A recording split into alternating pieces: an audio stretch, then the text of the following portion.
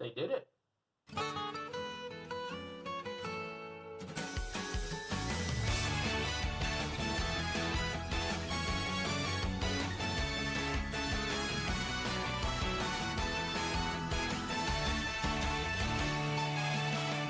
Queen and Slim was directed by Melina Matsoukas. It's a drama thriller that stars Daniel Kaluuya and Jodie Turner-Smith, and it follows those two actors just basically on the run as fugitives after being accused of murder for a police officer when in reality it was self-defense. They pointed out in the movie, so I'm just going to say it here, this movie is essentially Black Bonnie and Clyde. And I absolutely loved it. This is one of the most engaging and heartfelt movies I've seen all year. Let's talk about those performances. Daniel Kaluuya, you know him from Get Out. You know him from Black Panther. You know him from Black Mirror. This dude always gives his A game. I've never seen him in a bad performance, in a bad role. He chooses his roles very carefully, and he just locks into every character he's in. He brings so much heart and soul into this role, and I absolutely loved his character in this movie. This movie is so good in its writing, in its character establishment, and its performance, where you understand so much about the characters without them having to say anything. Kaluuya's character is very slow-minded. He's a heavy thinker. He likes to think things through. He likes to appreciate the little things in life. He gets by daily on a very deep trust in God, and you understand these things less so by the characters straight up telling you, but just how they act. This dude has so much range as an actor. I'm glad he's getting so much work. His partner in crime in this movie is played by Jodie Turner-Smith.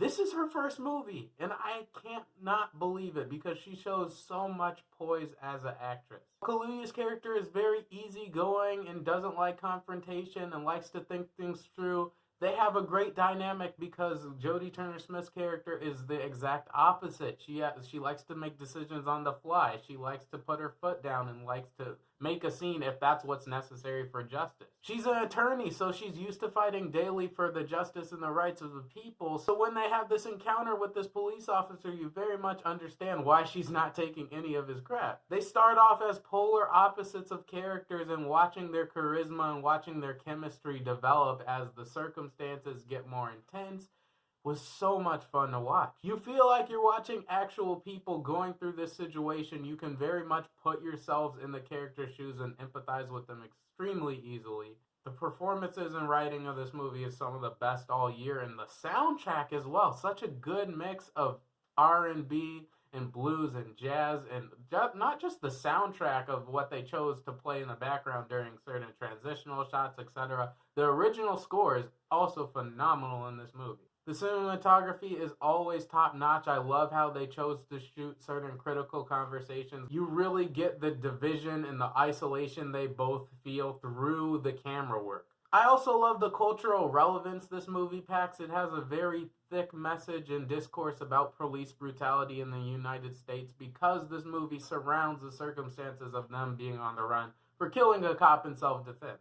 I love how this movie shows both sides of the issue. It shows that if this was to happen in modern day America, yes, it would inspire tons, but it'll also send the wrong message to certain people. I love how it necessarily doesn't portray white people in general as the enemy, as a movie like this could easily do, but instead handles the issue with a ton of nuance and grace that an expert filmmaker would be adept at using. This movie shook me to my core. It was extremely entertaining, it was extremely emotional, and I loved watching every minute of it.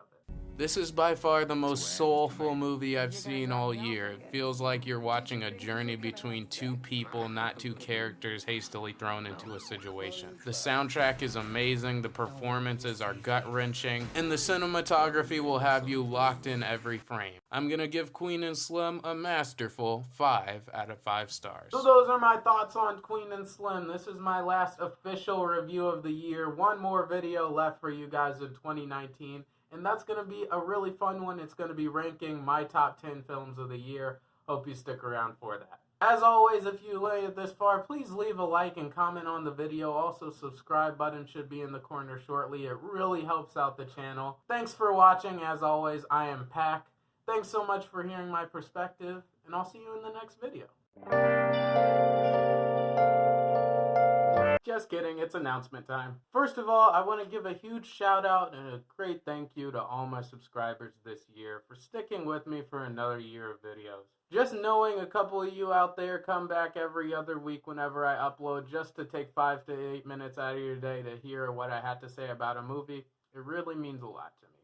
That's why I decided to do a little end of the year giveaway. I'm going to be giving out a $50 gift card to whatever subscriber of mine can most accurately predict my top 10 movies of the year. To be entered for the giveaway, you obviously have to be a subscriber. You have to share this review right here on any social media that I have in the description below. Whether it's sharing it on your timeline or Facebook or Instagram or retweeting on Twitter, get the word out about this giveaway. Get as many people involved as you can. And of course, whoever can most accurately predict my top 10 movies of the year will get the gift card.